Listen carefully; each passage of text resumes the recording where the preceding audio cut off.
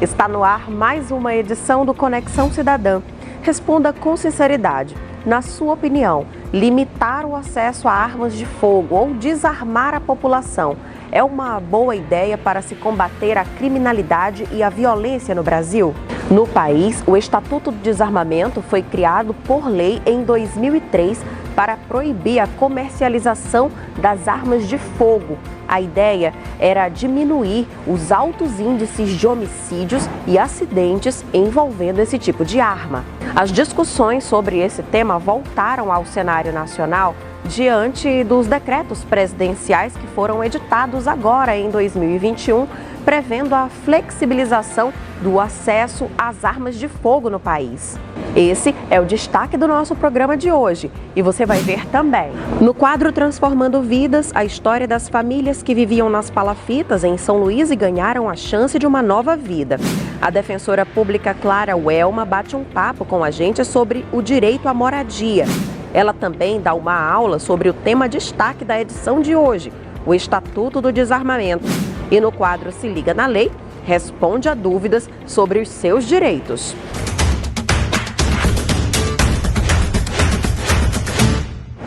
Aqui você já sabe, a nossa conexão com a cidadania sempre começa de modo a lhe inspirar. Vem aí chegando mais um episódio do nosso quadro Transformando Vidas.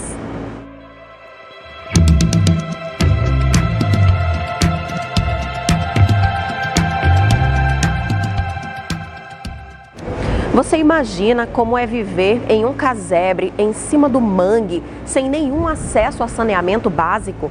Era assim que Rosinalva e centenas de outras pessoas viviam em palafitas aqui em São Luís. Ela e todas essas outras famílias ganharam a chance de uma nova vida, um sonho que se tornou realidade. É aqui que eu morava, que meu marido com o primo dele construíram.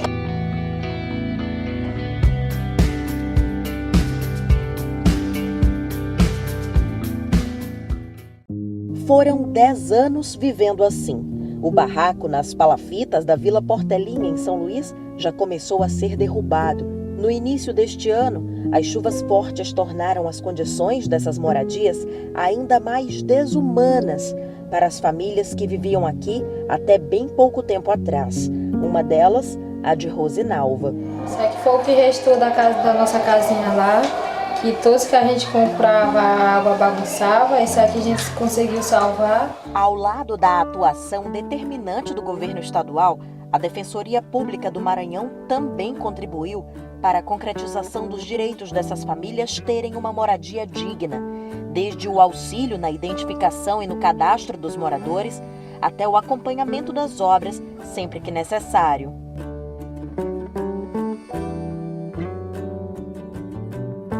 Ao todo, são 256 apartamentos no condomínio. Grande parte agora é o lar de quem vivia nas palafitas. Rosinalva foi uma das primeiras a se mudar.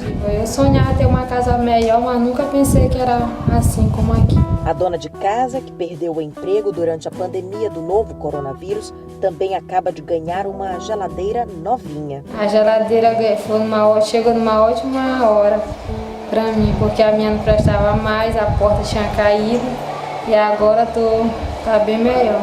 A ação beneficia todas as outras famílias atingidas pelas chuvas nas palafitas no início do ano. É muito importante essa parceria com o Grupo Equatorial e que disponibiliza geladeira para as famílias necessitadas. Somado a isso tudo, foi feito o cadastro dessas famílias do Tarifa Social de Energia Elétrica. Então isso vai contribuir para que ela mantenha a conta em dia, tenha acesso à energia elétrica e tenha melhores condições de vida. É mais que uma casa e uma geladeira nova, é qualidade de vida e dignidade para viver.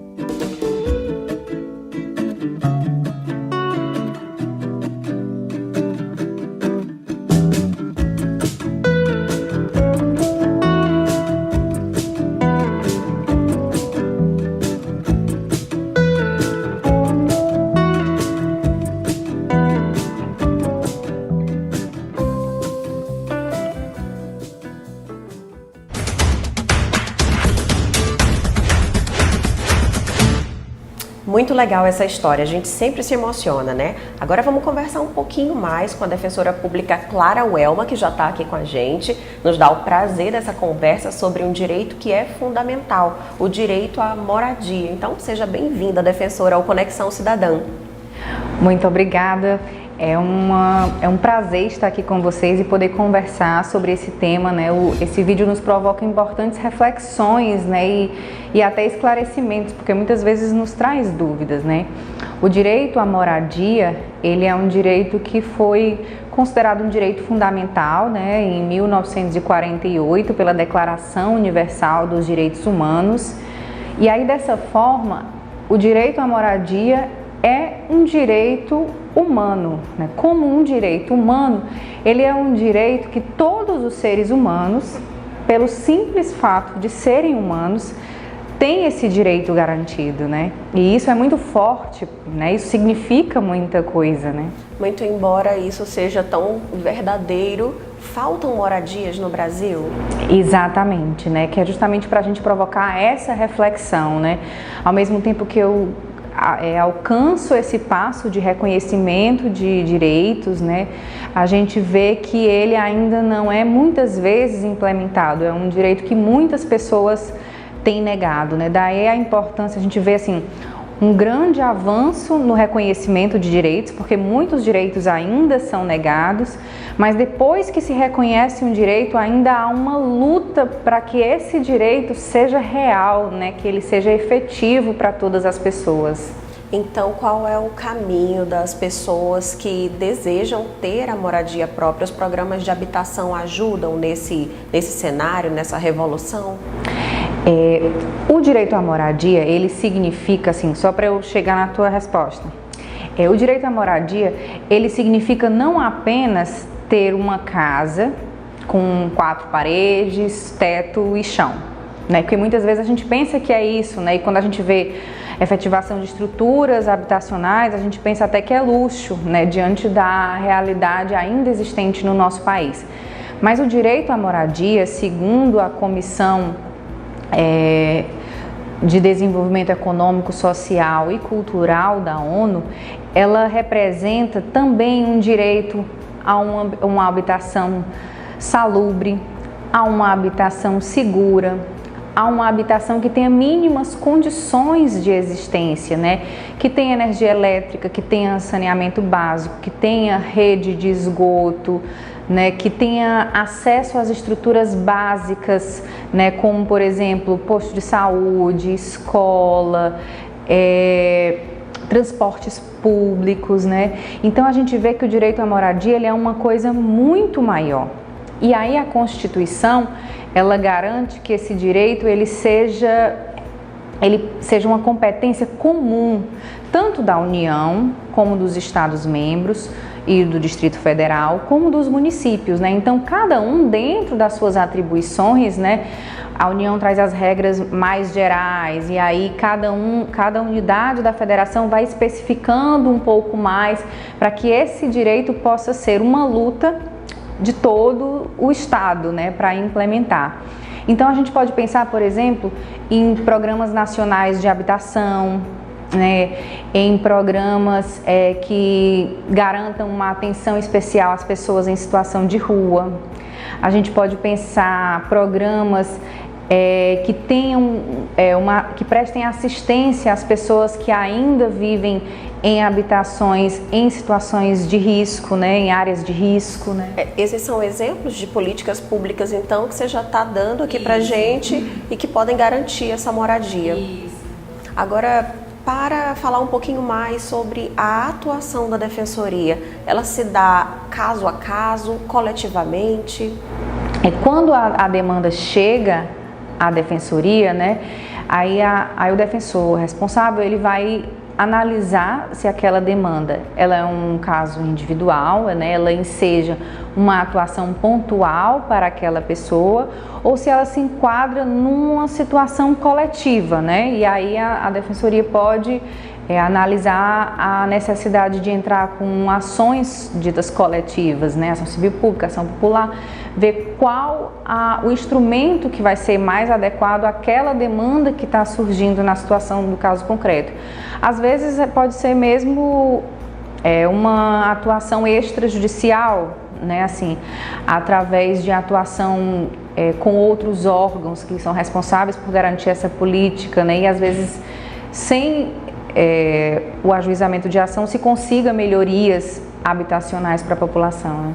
Muito interessante. Isso que você acabou de falar tem muito a ver com a história que a gente também assistiu agora há pouco, da Rosinalva e de tantas famílias que conseguiram mudar de vida completamente.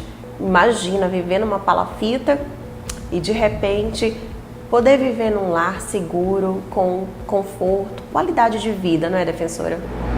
Isso, né? Porque assim, é uma realidade ainda muito distante de muitas famílias, infelizmente, né? A gente, quando vê a situação dela, a gente fica muito feliz por essa conquista, né? E a gente, ao mesmo tempo, se anima para uma luta que é muito maior, assim.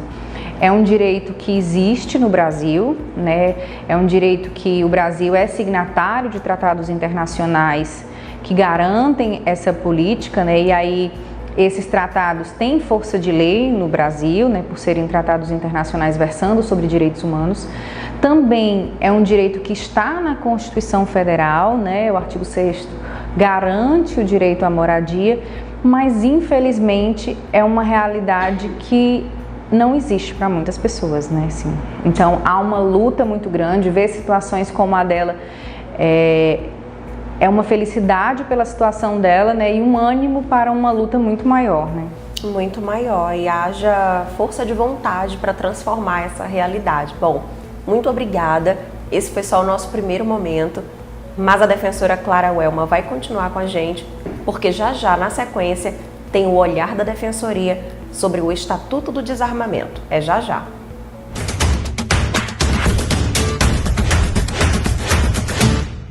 Armas de fogo protegem? Elas são seguras? Quem tem direito a ter porte e posse de arma de fogo no Brasil? Essas questões são bastante comuns e há tempos vêm sendo discutidas no país. Em 2005, 16 anos atrás, o Brasil realizou o primeiro referendo da história. A ideia era saber a opinião da população brasileira, se ela era a favor ou contra o desarmamento. Este ano, diante de decretos presidenciais que flexibilizaram o acesso a armas de fogo no país, os debates se reacenderam. O que mudou? O que pode mudar? Este é o assunto destaque da edição. Bom, neste bloco, a defensora pública Clara Welma vai dar ideias de argumentos que podem embasar a sua redação, caso o tema seja algo relacionado ao uso de armas no Brasil. Então, eu já vou sair de cena, defensora, a palavra é toda sua. Então, um tema muito importante, né? Principalmente considerando o que a redação do Enem tem exigido dos nossos candidatos e candidatas, né? Eu vou inicialmente trazer alguns elementos para que vocês possam se situar diante do tema. Em seguida, eu vou dar uma sugestão de que vocês adotem, por exemplo, argumentos favoráveis e contrários, para que facilitem a vocês se situar dentro do tema. E aí vocês podem fazer a conclusão a partir desses elementos, né? Construindo um raciocínio lógico e concatenado. O Estatuto do Desarmamento, ele é uma lei, a Lei 10.826 de 2003. A princípio, proibia a comercialização de armas de fogo e munição, né? Então, por isso que ele se chama Estatuto do Desarmamento. Em 2003 era isso que foi regulamentado. Entretanto, o Brasil em 2005 passou por um referendo, que é um instrumento de democracia direta, pela qual se consulta a opinião popular. E o referendo de 2005 perguntava à população se ela era favorável ou contrária à proibição do comércio de armas de fogo e munição. Ela questionava essa lei existente. Instrumento de democracia direta que nós temos no Brasil é o referendo, que é essa em que o Congresso Nacional pega uma lei que existe e pergunta à população se ela acata ou se ela rejeita.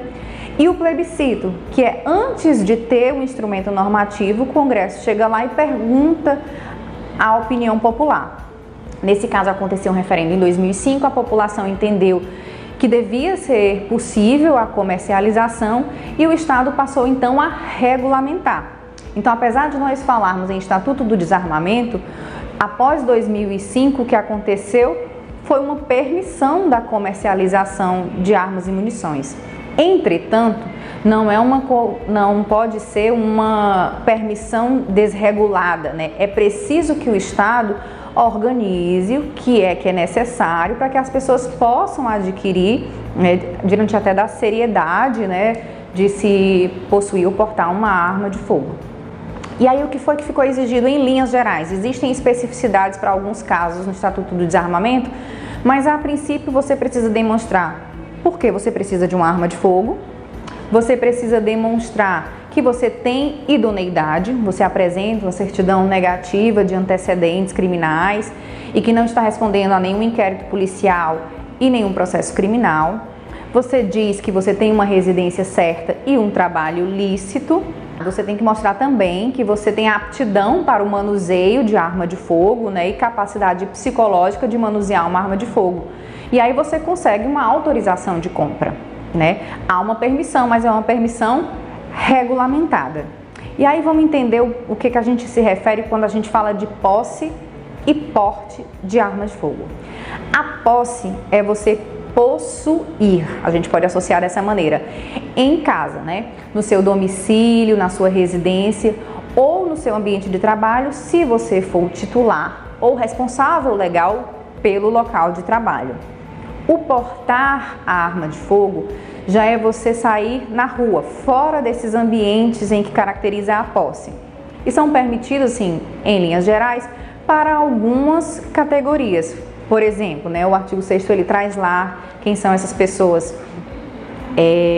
Integrantes das Forças Armadas, policiais, bombeiros, integrantes das Forças Nacionais de Segurança Pública ou do Departamento de Segurança da Presidência da República, guardas municipais, agentes prisionais, alguns integrantes de algumas carreiras de auditorias, o Tribunal de Justiça e os representantes do Ministério Público em situações que trabalhem com a segurança desses órgãos, em linhas gerais, né?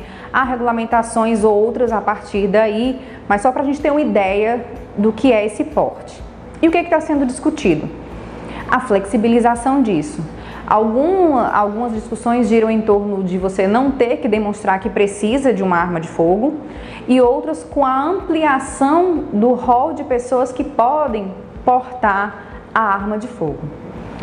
E aí, compreendendo esse ambiente onde a gente se situa, a gente pode passar a alguns argumentos contrários e favoráveis a essa flexibilização. Argumentos favoráveis à flexibilização, nós temos algumas pessoas que dizem que é para a defesa pessoal, que os cidadãos funcionariam como auxiliares das forças de segurança local, que o Estado não poderia proibir essa comercialização porque estaria restringindo o direito do consumidor e a arma seria um produto como outro qualquer. E ainda há o argumento de que haveria uma redução da criminalidade por conta que os criminosos, eles pensariam duas vezes antes de cometer delitos, pensando que as pessoas poderiam estar armadas. E aí, quando você for colocar os seus argumentos, é importante que você considere que essa ideia da diminuição da criminalidade ela é muito mais complexa, né? Inclusive, os agentes de segurança pública, mesmo armados, são vítimas de violência, né? E que essa ideia de que o Estado não poderia restringir essa comercialização, ela esbarra na situação de que o Estado não só restringe, como muitas vezes criminaliza, né? Que é o caso da comercialização de drogas, de algumas drogas, a proibição de comercialização de alguns tipos de bebidas, ou mesmo a proibição de circulação de alguns remédios, né? Então existe uma atuação estatal nesse sentido.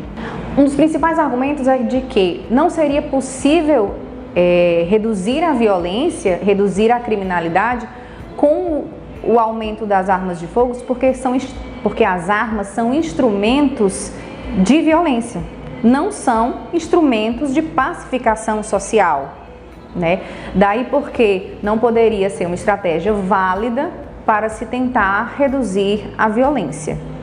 Um outro argumento é de que o aumento do número de armas em casa representa um aumento do número de feminicídios. Um outro argumento forte também é de que a falta de aptidão para o manuseio seria mais perigoso do que você não possuir arma de fogo. E aí a gente pensa nos acidentes domésticos com crianças, a gente pensa, por exemplo, nas balas perdidas e até nas autolesões que acontecem a partir dessa inabilidade, né? Outro argumento que é colocado é de que o Estado não teria condições de fiscalizar adequadamente esse possível aumento da quantidade de pessoas armadas, né?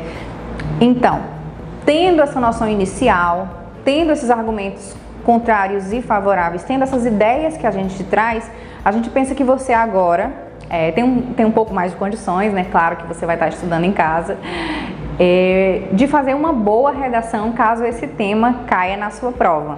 Espero ter contribuído com vocês, caso esse tema caia na redação de vocês, né? E desejo uma ótima redação.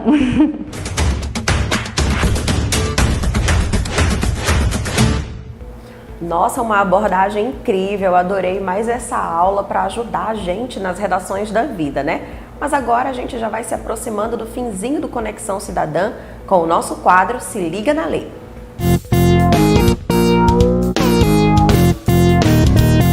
Bom, defensora, a gente tem aqui algumas perguntinhas que são comuns, chegam pra gente por vários canais, na verdade, e separei aqui 3 pra gente dialogar sobre elas. Então, uma que eu já vou começar perguntando diz respeito a medidas protetivas de urgência. O que são exatamente essas medidas? É bom a gente explicar para o público quem tem direito, como conseguir. Então, as medidas protetivas de urgência, a gente pode partir para compreender a partir do nome, né? São medidas que garantem a proteção em caráter de urgência a uma pessoa que está em situação de risco, né? No caso, a gente fala muito das medidas protetivas de urgências concedidas a mulheres, porque ela está previsto na Lei Maria da Penha, né? E aí são situações em que a mulher, em situação de violência doméstica, né, pode diretamente, né, ou outra pessoa pode ir buscar auxílio, né, para essa mulher que esteja precisando, e buscar uma medida dessas, né? Eu vou dar alguns exemplos para que a gente possa compreender melhor, para salvaguardar a segurança, né, dessa mulher. E aí ela é concedida, por exemplo, pode ser pedida diretamente pela mulher, pelo delegado ou delegada, pelo Ministério Público, né? E aí o juiz ele vai conceder essa medida para ela, que pode ser concedida inclusive sem ouvir as partes, né? Dada a situação de urgência, né? A medida protetiva de urgência ela é prevista na lei, a Lei Maria da Penha traz alguns exemplos, né? Mas é um rol que a gente diz assim, exemplificativo, no sentido de que, analisando o caso concreto, o juiz pode deferir uma outra medida que seja mais adequada àquela situação para garantir a segurança daquela mulher. Por exemplo, é possível pedir, como a gente falou agora sobre o desarmamento, né, é possível pedir a suspensão ou restrição da posse ou porte de arma de fogo do agressor, é possível pedir o afastamento do lar, é possível pedir distanciamento da vítima, de familiares e testemunhas, né, como uma distância mínima entre eles, né? É possível pedir a proibição de contato por qualquer meio, assim, por redes sociais, por telefone, por mensagem, do agressor com a vítima, com a ofendida, os seus familiares ou testemunhas. É possível, inclusive, suspender ou restringir a guarda dos dependentes menores, encaminhar esse agressor para programas de reeducação, né? É possível encaminhar ele para atendimento psicossocial, sabe assim, há uma série de medidas, proibição de frequentar determinados lugares, há uma série de medidas que a lei já exemplifica, né, mas que são só uma ideia, né? Diante do caso concreto, o juiz pode analisar aquela situação e deferir essas e outras medidas, né? A medida protetiva, ela não é preciso que seja só um desses elementos, né? Pode ser um conjunto. Um conjunto, para que seja adequado àquela situação que está sendo colocada e consiga de fato proteger essa mulher, né? Assim, muitas vezes a pessoa pensa, mas uma determinação do juiz dessa não tem efeito, porque se a pessoa quiser ir lá, ela vai. De fato mas na prática o que a gente vê é que realmente há uma efetibilidade muito grande das medidas de proteção, né? Essas medidas protetivas, elas foram trazidas pela Maria da Penha e assim surpreenderam positivamente, né? Assim, é claro que há situações de violação dessas medidas e há ações que podem ser tomadas em caso de violação, né? Pode gerar inclusive a prisão do agressor, mas o que a gente vivencia é um sucesso, considerando a quantidade de casos e todas as situações. A gente vê com muito bons olhos as medidas protetivas, assim, elas foram realmente uma sacada muito boa da lei. Muito interessante. Agora a gente vai voltar a um tema que também já foi tocado aqui no programa hoje, diz respeito à moradia. Uso capião familiar é uma possibilidade no Brasil? O uso capião familiar, ele está previsto na nossa lei desde 2011, né?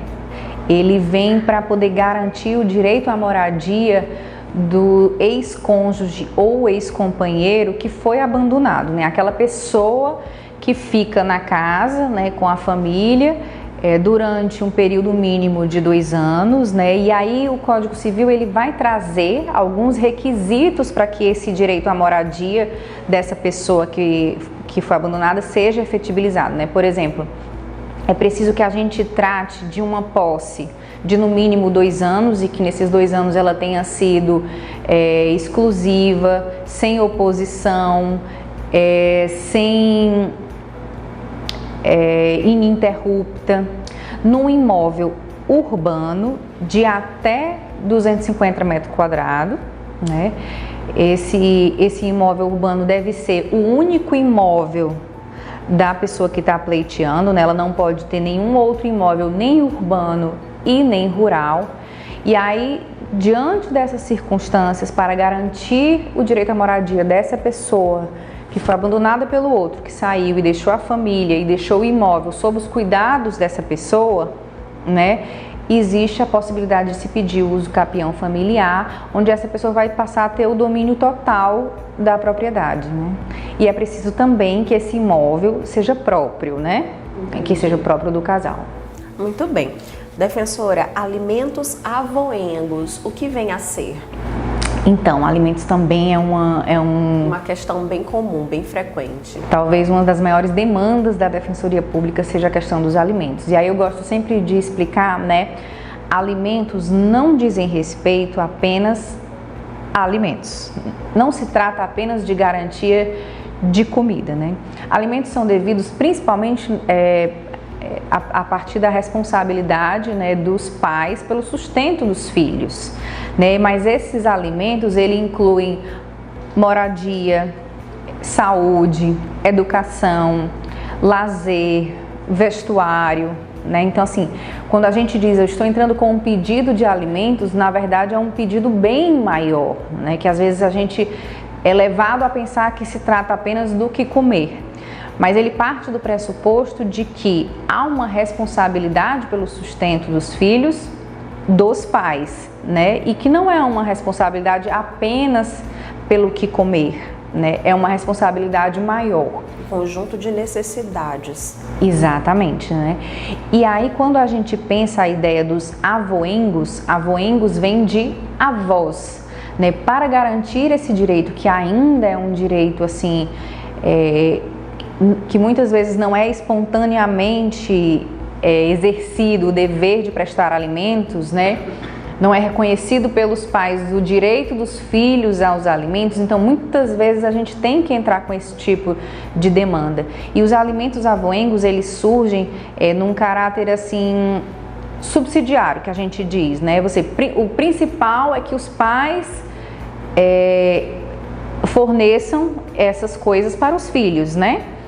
Mas quando os pais são falecidos, ausentes, né, foram embora e ninguém tem notícia, ou mesmo quando prestam um auxílio insuficiente, né, a gente pode buscar dos avós esses alimentos avoengos, justamente baseado nesse princípio de solidariedade, né, e nessa responsabilidade dos avós pelos netos, mas não é uma responsabilidade igual à dos pais, né? Assim, primeiro você pede aos pais, nessas situações você pode pleitear esses alimentos junto aos avós. Puxa, perfeitamente. Realmente é um termo que nem tanta gente conhece, mas a explicação aqui foi muito esclarecedora, muito didática, e muito obrigada pela sua participação aqui no Conexão Cidadã. Seja sempre bem-vindo. Eu que agradeço a oportunidade de estar aqui conversando com vocês sobre esses temas, assim, que a gente está sempre conversando no dia a dia, e é importante que mais pessoas tenham acesso, né, a essas informações, até para buscar esses direitos, né, saber que tem esses direitos, que existem essas possibilidades, né? Um prazer estar aqui.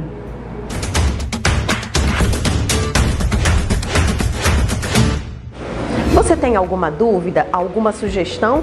Mande pra gente. O e-mail do programa é conexãocidadã.dpema@gmail.com. Nós também estamos nas redes sociais, é só seguir @defensoriama. Até o nosso próximo encontro. Tchau!